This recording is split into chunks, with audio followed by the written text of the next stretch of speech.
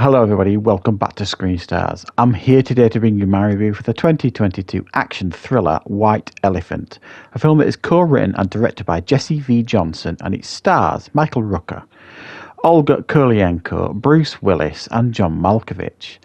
Now the film focuses primarily on Michael Rooker's character, who is an aging hitman for a local mob boss, played by Bruce Willis.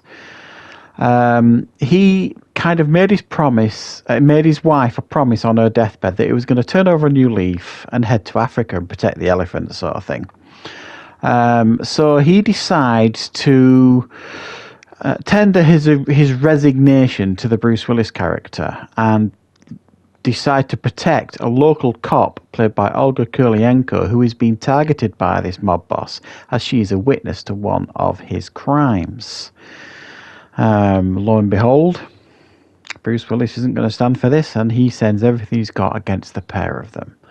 Right, what are my thoughts on White Elephant? Well, this really got my attention, especially when I saw who directed this. It's Jesse V. Johnson, who is a really capable director. He's directed a lot of Scott Adkins films, like Avengement and the Debt Collector films. I think he's a former stuntman as well, and he's got a real eye for action, and every time I've watched one of his films, I've certainly been impressed with what he can put on screen, especially in fairly low-budget films, because most of the films that he works on are kind of fairly low-budget stuff. And I have to say, Jesse V. Johnson's talents are all over this film when it comes to the action and the slick action and all that kind of stuff. The film here is let down by an overstuffed cast and an overly convoluted plot. Now, as I mentioned, the Michael Rooker character is like an aging hitman for this mob boss played by Bruce Willis. And for much of this film, he is still doing his day job, being a hitman, killing people, assassinating people, doing all this kind of stuff. So when he actually decides to help the Olga Kurylenko character, he's done an awful lot of, bad things in the film up to that point. So it's down, I think, to the talents of Michael Rooker, because he's great in this film. I really liked him. I mean, he's great in every film, generally speaking. That when he kind of decides to help this cop played by Olga Kurylenko, you kind of accept it. And I think a lesser actor, you wouldn't have got behind him because, you wouldn't have liked the character at all. So that aspect of it worked. What I didn't really get, for the most part, is the Olga Kurylenko character, this cop. Bruce Willis has got this mission to kill her, basically. He wants her taken out because she witnessed, it was an explosion, really, that, was done by one of the people that work for him. And then he's like, she needs to die, kill her. And I'm just kind of like, well, why? She didn't see that much. And it's probably not a good idea to start killing police officers and all this kind of stuff. It didn't feel a strong enough reason for him to risk everything, especially at the end. He sends every single man he's got after her and the Michael Rooker character. And you kind of like, just let it go, mate. It's not that, it doesn't matter that much. And the Bruce Willis character is troublesome in a lot of ways. Now, we know the latest news with Bruce Willis. We know that he's been diagnosed with that condition. We know he's retiring from the film industry now. And partly, a lot of it explains a lot of the performances we've seen these last couple of years. We suspected, I certainly did, that something wasn't right for a while, and it turned out to be the case. This, I suspect, was possibly one of the last things he filmed, maybe before he retired.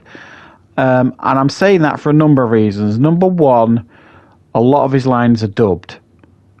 Clearly not by him as well. I don't think it was him anyway. Someone that sounded vaguely like him. Even when you can see his lips moving, maybe when they were filming it, it didn't record very well, and he either didn't want to re-record it.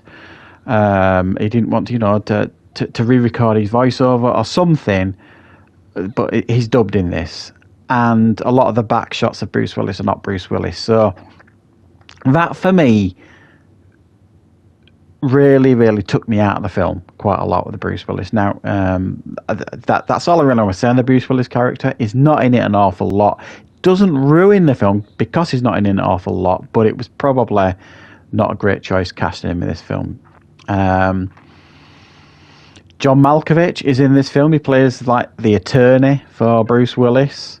Not sure why he's in this film. He's barely in it. His character doesn't make any sense really at all. Just felt like another name to put on the poster. And to me, I think Jesse V. Johnson's better than this. You know, casting these veteran named actors to put names on his DVD case or the poster. He didn't need it, and he's proved it before with some fantastic films that he's made in the past, fantastic action films that he's made in the past. So an awful lot of the runtime of this film is a little bit odd, you know, convenient plot devices here, there, and everywhere, and strange decisions by certain characters here and there. But the last 20 minutes or so of this film are fantastic in regards to the slick action that we're given by Jesse V. Johnson. It's a real firefight at the end of the film, and it's great to see Michael Rooker made out to be an absolute badass. So if it wasn't for the slick action and Michael Rooker, probably this film would have been a lower score. As it stands, it's an acceptable, fairly decently made action film with some nicely put together slick action set pieces. So I'm going to give it a 5 out of 10. Worth checking out. Certainly if you're a fan of Jesse V. Johnson anyway, you'll be able to recognise some of his action set pieces here in this film. So thanks for watching, everybody. I hope you enjoyed this review. I'll be back with more content on the channel very soon.